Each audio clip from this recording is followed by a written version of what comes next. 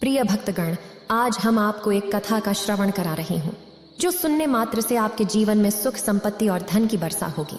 तो चलिए कथा को प्रारंभ करते हैं। माता पार्वती भगवान शिव से कहते हैं, हे प्राणनाथ, पृथ्वी लोक पर लोग कहते हैं आप जैसा काम करोगे वैसा ही परिणाम मिलेगा, जैसी करनी वैसी भरनी। लेकिन मेरा एक सवाल है आपसे, हे प्राणनाथ, क्या आप इस पर यकीन करते हैं कि जैसा आप काम करेंगे वैसा ही आपको परिणाम मिलेगा? तब भगवान शिव कहते हैं कि आप में ज्यादातर के मन में यह सवाल उठता है कि इसमें नई बात क्या है। यह सत्य है कि आप जैसा काम करेंगे वैसा ही परिणाम प्राप्त करेंगे।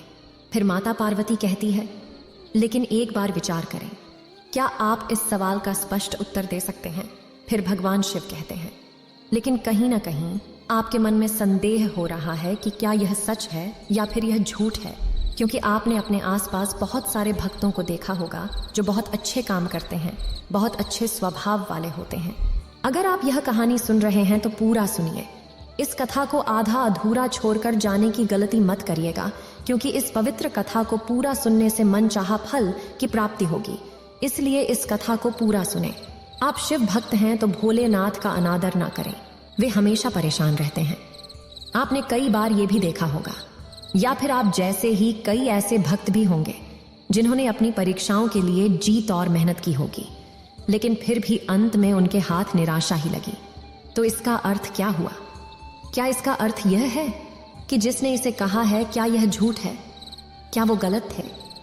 नहीं, वास्तविकता तो यह है कि हम अपने कर्मों का लेखा जोखा समझ ही नहीं पाते, और इसी कारण हम ये सोचते हैं कि हम तो बहुत अच्छा कर्म कर रहे हैं, हम तो भला कर रहे हैं, मदद कर रहे हैं, लेकिन हमेशा चिंता और समस्याओं का सामना करना पड़ता है। फिर भगवान शिव कहते हैं कि आज मैं आपको एक कहानी के माध्यम से साझा कर रहा हूं, जिससे आप समझेंगे कि कर्मों का खेल मनुष्य के जीवन पर कैसा प्रभाव डालता है। एक समय की बात है, एक गांव में दो भाई रहा करते थे। दोनों ही कुशल थे, किंतु उनमें से एक बहुत ही क्रूर, घमंडी और बहुत चालाक था। वहीं पर दूसरा भाई बहुत शांत स्वभाव का और बहुत अच्छी प्रवृत्ति वाला था। बड़ा भाई बहुत क्रूर था, बहुत चालाक था। उसने धोखा देकर अपने छोटे भाई की सारी जमीन जायदाद अपने नाम करवा ली थी, और छोटे भाई के नाम पर कुछ भी नहीं बचा था। उससे तो बस एक टूटी फूटी झोपड़ी मिली थी, जिसमें वह और उसकी पत्नी गुजरा कर रही थी। पत्नी भी हमेशा बीमार रहती थी और उसे तरह तरह की यातनाएं, पीड़ाएं और समस्याओं का सामना करना पड़ता था। छोटा भाई बहुत गरीब था, उसके पास पैसे भी नहीं थे ताकि वह अपनी पत्नी का इलाज करवा सके। इसलिए वह कभी किसी के खिलाफ नहीं बोलता था और न किसी के खिलाफ बुरा सोचता था। वह कभी किसी का बुरा नहीं किया। फिर भी उसके मन में हमेशा एक सवाल बना रहता था। वह हमेशा अपने आप से कहता था, हे भगवान, मैंने कभी किसी के साथ बुरा नहीं किया, कभी किसी का बुरा नहीं सोचा, और मैं चाहकर भी अपने परिवार को एक अच्छा जीवन तक नहीं दे पा रहा हूं। आखिर ऐसा क्यों? वहीं पर दूसरी ओर मेरा भाई है जो धूर्त है, चालाक है और घमंडी है। उसे देखो, वो अपना जीवन कितने आराम से जी रहा है। उसके पास ढेर सारा धन है, रहने के लिए अच्छा मकान है, अपना जीवन मजे में जी रहा है, और मैं यहाँ पर घुट घुट कर मर रहा हूँ। उसे कोई परेशानी नहीं, और मेरे परेशानियां खत्म होने का नाम ही नहीं लेती। यह सोचता हुआ वह इस विचार पर पहुंचा कि लगता है बुरे कर्मों का फल भी अच्छा होता है और अच्छे कर्मों का फल अच्छा नहीं मिलता। और देखते ही देखते यह बात उसके मन में घर करने लगी थी। ऐसे ही कई दिन बीत गए, और अब छोटा वाला भाई और भी ज्यादा परेशान रहने लगा था, क्योंकि उसकी पत्नी की तबीयत ठीक होने का नाम ही नहीं ले रहा था, और उसके सामने तरह तरह की परेशानियां खड़ी थीं, जिन्हें देखकर वह मन ही मन रोता रहता और परेशान हो रहा था। एक दिन वह किसी काम से दूसरे गांव की ओर जा रहा था। तभी उसकी नजर एक सन्यासी पर पड़ी। वह एक द्वार पर खड़े थे और हमेशा केवल एक ही बात कह रहे थे, तेरे कर्म तेरे हिस्से और मेरे कर्म मेरे हिस्से। छोटे भाई ने उनकी ओर तेजी से बढ़ते हुए कहा, हे सन्यासी, मैं आपको कब से देख रहा हूं, आप केवल एक ही बात कह रहे हैं, तेरे कर्म तेरे हिस्से और मेरे कर्म मेरे हिस्से। क्या यह सत्य है? इस बात का जवाब देते हुए वो सन्यासी कहते हैं, हाँ, ये बिल्कुल सत्य है। क्या तुम्हें इस पर यकीन नहीं?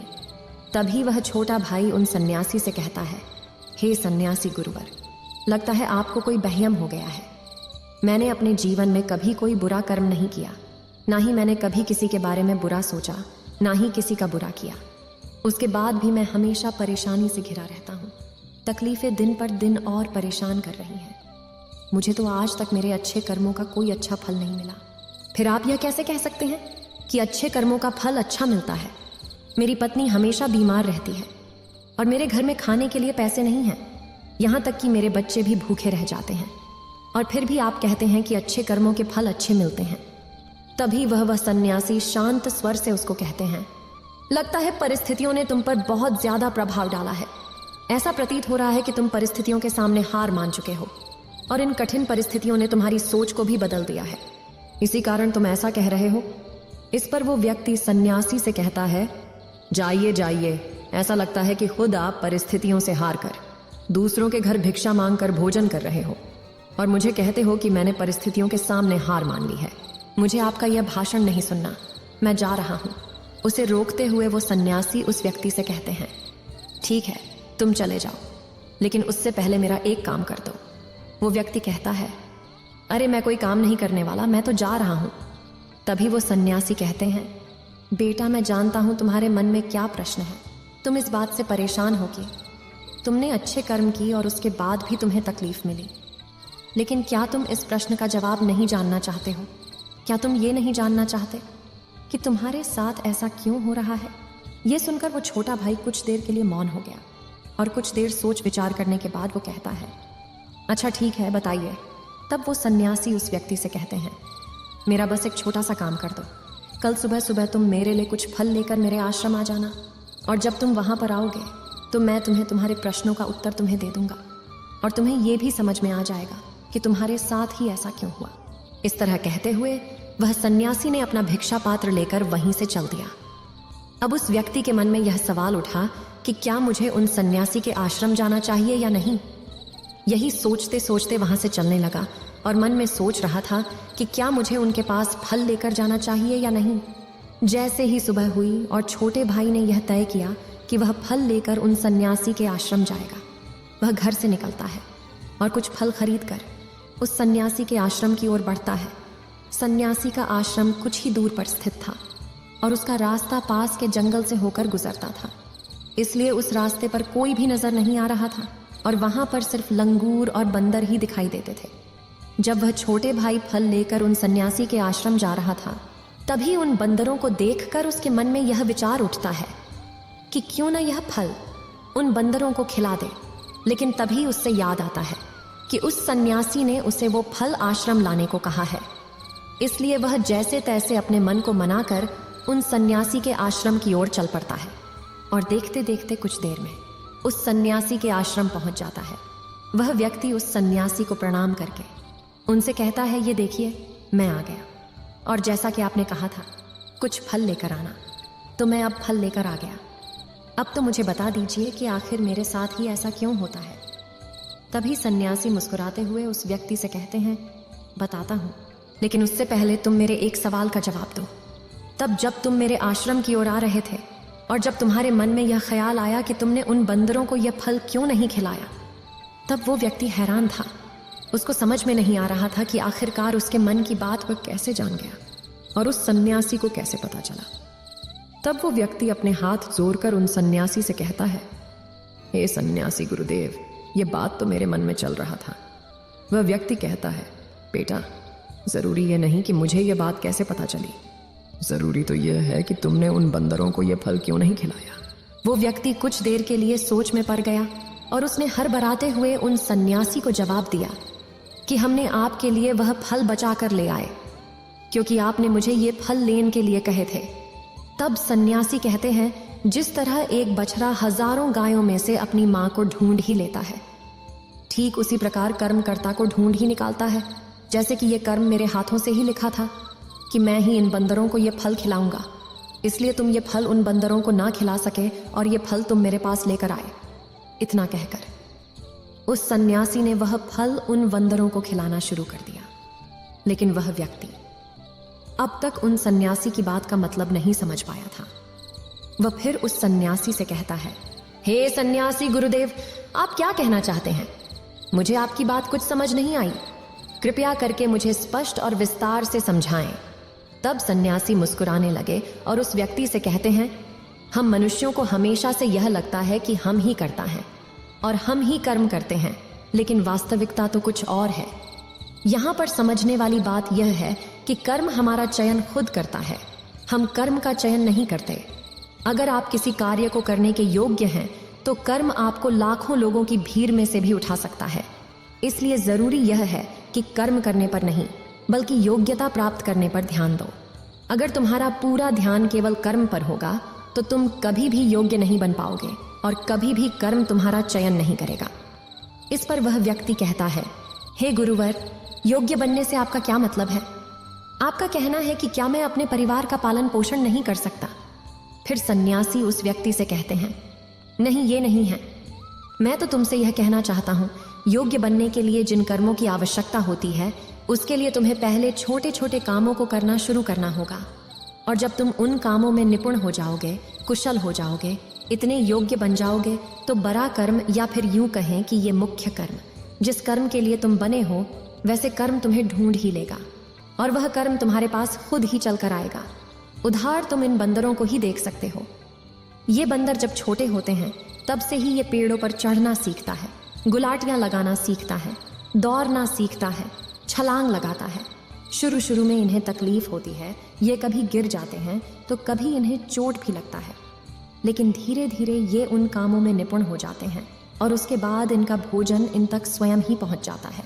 इसलिए अपनी दिनचर्या में छोटे छोटे काम करते रहो, और जब तुम उन कामों से अपने आप को योग्य बना लोगे तो बड़ा लक्ष्य तुम तक खुद पहुंच जाएगा और तुम किसी बड़े लक्ष्य को हासिल कर सकोगे। आगे सन्यासी यह बताते हैं कि यदि तुम योग्य बनने के लिए काम नहीं करोगे तो दूसरों के काम भी तुम पर आने लगेंगे और तुम्हारे जीवन को प्रभावित करेंगे। उदाहरण के लिए, तुम्हारी पत्नी की सेहत ठीक नहीं हो रही है और तुम सोचते हो कि शायद तुम किन कामों की सजा भुगत रहे हो। तुम अपने आप को अभागा समझते हो, असहाय महसूस करते हो, लेकिन वास्तविकता तो कुछ और ही है। तुम्हें यहाँ पर यह समझने की आवश्यकता है कि तुम्हारी पत्नी बीमार अपने कर्मों से है, ना कि तुम्हारी कर्मों से। हो सकता है कि तुम्हारी पत्नी ने अतीत में ऐसा कोई कर्म किया हो जिसकी सजा वो आज भुगत रही है, और तुम्हारी पत्नी के कर्मों के कारण ही तुम्हें भी दुख झेलना पड़ रहा है, तकलीफें उठानी पड़ रही है, परेशानियों का सामना करना पड़ रहा है। और यही कारण है कि अधिकांश लोग अपने परिवार के कारण, अपने बच्चों के कारण तरह तरह के दुख झेलते रहते हैं, तरह तरह की परेशानियों का सामना करते हैं। किंतु तुम्हें यहाँ पर यह समझने की आवश्यकता है, अगर तुम इसके योग्य होते तो तुम्हारे पास इतने पैसे होते कि तुम अपनी पत्नी का इलाज करवा सकते, और यह भी हो सकता था कि अगर तुम योग्य होते तो तुम्हारा विवाह किसी दूसरी महिला के साथ होता जो सुखमय होती, लेकिन तुम उस योग्य थे ही नहीं, और इसी कारण से तुम अब दुखों में डूबे हुए हो। किंतु अब तक कुछ भी नहीं बिगड़ा है। अगर तुम फिर से योग्य बन जाओ तो दूसरों के कर्म तुम पर कभी भी प्रभावित नहीं कर पाएंगे। आगे सन्यासी ने उस युवक को चेतना दिया और कहा, मेरी एक बात हमेशा याद रखो, तुम्हें वह नहीं मिलता जो तुम चाहते हो, परंतु तुम्हें वह मिलता है जो तुम्हारा कर्म होता है, जिसके तुम योग्य हो। इसलिए कर्म करने से ज्यादा योग्य बनने पर ध्यान दो, अपनी योग्यता बढ़ाओ। केवल कर्म का फल पाने के लिए कर्म मत करो, और फिर तुम कभी भी इन परेशानियों से निकल नहीं पाओगे। वह व्यक्ति उस सन्यासी के सामने दोनों हाथ जोड़कर उनसे कहता है, हे सन्यासी गुरुवर, आप हमेशा योग्य बनने की बातें कर रहे हैं, किंतु आप ये नहीं बता रहे हैं कि मैं अपनी योग्यता को किस तरह से बढ़ाऊं ताकि मेरा कर्म मुझे ढूंढ ले। तभी सन्यासी उस व्यक्ति से कहते हैं, ये तो बड़ा ही सरल है, फिर भी लोगों के लिए ये बहुत कठिन हो जाता है। सबसे पहला उपाय यह है कि जो भी कर्म तुम कर रहे हो उस कर्म को करके भूल जाओ, अर्थात जो भी कर्म तुम कर रहे हो उसे याद ना रखो, उसे भूल जाओ। जब तुम कर्म करते हो तो उसका परिणाम कैसे और कब मिलेगा इसकी चिंता मत करो। इसलिए कहा जाता है कि कर्म करो, फल की चिंता मत करो। अगर तुम्हारा मन हमेशा फल पर ही रहेगा तो इसका अर्थ है कि तुमने वास्तव में कोई कर्म नहीं किया। और बहुत से लोग यही गलती करते हैं, वे सोचते हैं कि वे एक अच्छा कर्म कर रहे हैं जिसका फल उन्हें अच्छा ही मिलना चाहिए। वे सिर्फ फल पर ध्यान देते हैं, और यही कारण है कि वे अकेले दुखी होते हैं, क्योंकि जब उन्हें फल नहीं मिलता या फिर तुम्हारे मन को वांछित फल नहीं मिलता तो उनके मन को ठेस पहुंचती है, और वैसे लोग दुखी रहने लगते हैं, परेशान रहने लगते हैं, और हमेशा यही सोचते हैं कि मैंने तो अच्छे कर्म किए थे, फिर भी मुझे अच्छे फल क्यों नहीं मिल रहे हैं। और उनका यही सोचना उन्हें अपने लक्ष्य से भटका देता है। अपना कर्म करने के बाद उसका आंकलन जरूर करें, लेकिन फल की चिंता ना करें। तब वह सन्यासी से कहता है, आप कह रहे हैं फल की चिंता मत करो, लेकिन जो कर्म किए हैं उसका आकलन जरूर करो। यह कैसे संभव है? तभी सन्यासी बड़े ही शांत स्वभाव से उस व्यक्ति से कहते हैं, जब तुम कोई कार्य करते हो तो तुम्हारे मन में हमेशा परिणाम की चिंता होती है, जबकि तुम्हारे मन में परिणाम की चिंता नहीं होनी चाहिए। यह चिंता होनी चाहिए कि जो भी कार्य मैंने किया है, क्या उस कार्य में मैंने अपना पूरा ध्यान 100% दिया है या नहीं। जब मैं वह काम कर रहा था तो मेरा ध्यान पूरी तरह से उस काम पर था या नहीं, कहीं मेरा ध्यान भटक तो नहीं रहा था।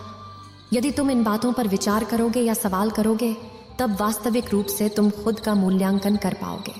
और जब तुम पूरे ध्यान के साथ किसी कार्य को करोगे तो तुम्हारे ध्यान की शक्ति भी बढ़ेगी और तुम्हारे कर्म करने की योग्यता भी बढ़ेगी।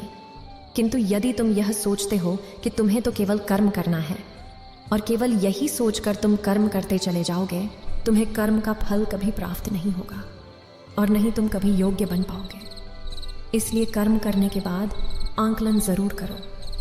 ये देखो कि जब तुम वो कार्य कर रहे थे तब तुम्हारा ध्यान, तुम्हारा शरीर, तुम्हारा मन पूरी तरह से उस काम पर था या नहीं। तभी वह व्यक्ति एक बार फिर उस सन्यासी से प्रश्न करता है और कहता है, हे सन्यासी गुरुवर, आप सही कहते हैं कि जब हम कोई काम करते हैं तो हमें उस काम पर पूरा ध्यान देना चाहिए, लेकिन मेरे काम करते समय मेरे मन में विभिन्न विचार आते हैं और मेरा मन विचारों में लिप्त हो जाता है। मेरा मन विभिन्न चिंताओं में खो जाता है और विभिन्न बातों पर विचार करने लगता है। तो ऐसे में मैं अपने मन को कैसे केवल एक काम पर ध्यान केंद्रित कर सकता हूँ? क्या इसका कोई समाधान है? इस पर सन्यासी मुस्कुराते हुए उस व्यक्ति से कहते हैं, जब तुम कोई काम कर रहे हो तो तुम उसमें पूरी भावना डालो, अर्थात काम करते समय अपनी पूरी भावना लगा दो। तो तुम्हारा मन, शरीर और तुम्हारे भाव उसी कर्म पर केंद्रित हो जाते हैं और तुम पूरी निष्ठा, प्रेम और सद्भाव के साथ उस कर्म को कर पाते हो, अर्थात अपना 100% दे पाते हो। और वहीं पर जब तुम केवल कर्म करने की सोच से ही कर्म करते हो तो तुम उसमें अपना भाव नहीं लगा पाते और नहीं तुम उसमें अपनी पूरी निष्ठा लगा पाते हो। इसी कारण वह कर्म नहीं रह जाता है और नहीं उसका कोई फल तुम्हें प्राप्त होता है। आगे वह सन्यासी उस व्यक्ति से कहते हैं, यदि कोई भी मनुष्य इन बातों को सही तरीके से अपने जीवन में उतार ले तो वह अपने आप को योग्य बना सकता है। और एक बार जब वह योग्य बन जाता है तो कर्म उसे कहीं से भी खोज कर निकाल लेता है और वह जीवन में किसी भी सफलता को प्राप्त कर लेता है। इतना कहकर वह सन्यासी शांत हो गए और उसका छोटा भाई भी अब यह समझ चुका था कि उसके अच्छे कर्मों का फल उससे अच्छा क्यों नहीं मिल रहा था। उसने उन सन्यासी को प्रणाम किया और फिर वह घर की ओर चल दिया।